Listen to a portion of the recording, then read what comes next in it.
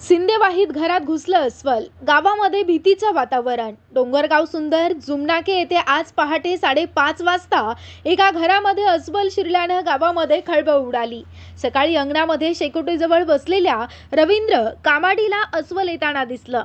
वडिलांनी हकलण्याचा प्रयत्न केला, मात्र दरवाजा उघडा असल्याने अस्वल थेट सुंदर जुमानके यांच्या घरामध्ये घुसलं। त्यावेळी सुंदर जुमानके स्वयंपाक करत होते। अस्वल दिसताच त्यांनी तातडीने बाहेर धाव घेतली आणि दार बंद करत अस्वलाला घरात अडकवलं। त्यांच्या आरडाओरडानंतर गावकऱ्यांनी गर्दी जमली।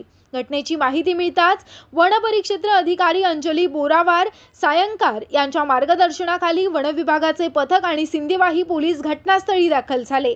वाढत असलेला जमाव पोलिसांनी नियंत्रणात ठेवला। या भागामध्ये यापूर्वी देखील वन्य प्राण्यांच्या हालचाली वाढल्या असून शेतीचा हंगाम सुरू झाल्याने वन्यजीव थेट गावामध्ये येत असल्याने नागरिकांमध्ये भीतीचं वातावरण आहे। दरम्यान वन विभाग आणि पोलिसांकडून अस्वलाला सुरक्षितपणे बाहेर काढण्याचे प्रयत्न सुरू आहेत।